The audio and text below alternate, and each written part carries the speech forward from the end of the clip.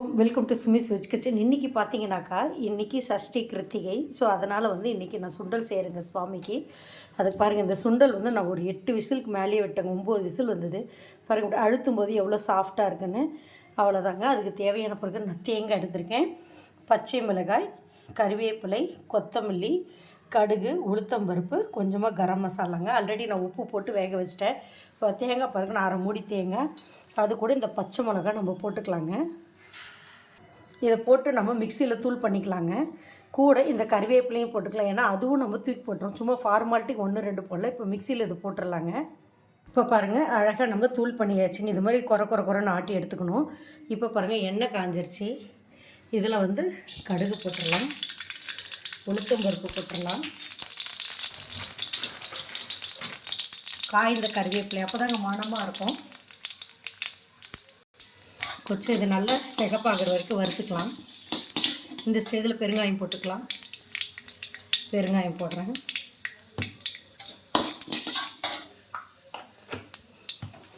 இப்போ நம்ம இந்த ஸ்டேஜில் எடுத்து வச்சுருக்க தேங்காவை போட்டுடலாங்க. இப்போ பாருங்கள், இதில் நம்ம தேங்காய், பச்சை மிளகாய், கறிவேப்பிலை அது பண்ணிட்டோம். அதில் பார்த்திங்கன்னா இது ரொம்ப விசேஷம். பார்த்திங்கன்னா தென்னங்குருத்து வச்சு செய்கிற சுண்டல் ரொம்ப விசேஷங்க முருகருக்கு.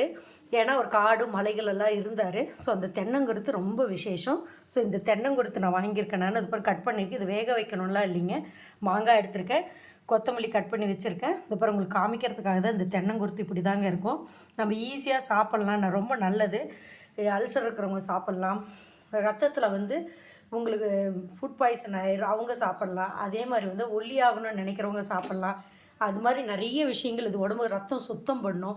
காலையில் வெறும் வயிற்றில் சாப்பிட்லாம். இதில் எல்லாத்துக்குமே உங்களுக்கு நல்லது. ஸோ கண் பார்வையிலேருந்து, முடி வளர்ச்சியிலேருந்து, தூர்ப்பு சக்தி எல்லாமே ரொம்ப ரொம்ப நல்லதுங்க இந்த தென்னங்குருத்து. பாருங்கள், கிட்டத்தட்ட நான் 1.5 கிலோவுக்கு மேலே சுண்டல் வேக வச்சுருக்கேன். இப்போ பாருங்கள், இதில் அதுக்கு முன்னாடி கரம் மசாலா ஆட் பண்ணிக்கணுங்க. ரொம்ப இது பண்ணக்கூடாது. இது நல்லா ஓரளவுக்கு. ஏன் இந்த கரம் மசாலா இப்போ போட்டுறோம்னா, இப்போ போட்டால் எல்லாத்தோடு மிக்ஸ் ஆகிடும். அதே மாதிரி சுண்டல் பாருங்கள், நான் எல்லாமே போட்டுறேன். நான் இந்த சுண்டலில் ஒரு ட்விஸ்ட் இருக்குங்க. என்னென்னா, இந்த பாருங்கள், இப்படி போடுறீங்க, அந்த சுண்டலை நம்ம கையிலேயே இப்படி நலிச்சு விட்டுருக்கலாங்க. இல்லை மிக்சியில் போடணுன்னா நம்ம மிக்சியில் கூட போட்டுக்கலாங்க. இது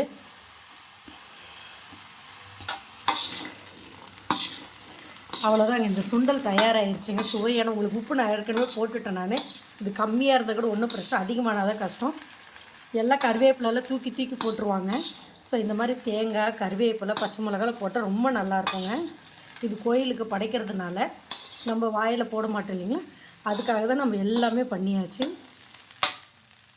இப்போ இது நல்லா கிண்டிட்டேங்க நான்.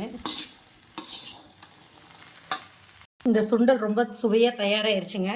இதை நம்ம எப்படி பண்ணலான்னா, இப்படியே மேலே தூவிட்டு நம்ம இது பண்ணிக்கலாம். மாங்காவும் அப்படியே போட்டுக்கலாம், கொத்தமல்லி அதேமாதிரி நம்ம இது பண்ணிக்கலாங்க. இப்போ இதை டெக்கரேட் அப்படியே நம்ம சாப்பிட வேண்டியது. இதை டெக்கரேட் பண்ணி காமிக்கிறேன். பாருங்கள், தென்னங்குருத்து மேலே போட்டேன், மாங்காய் போட்டாச்சு, அப்புறம் கொத்தமல்லி.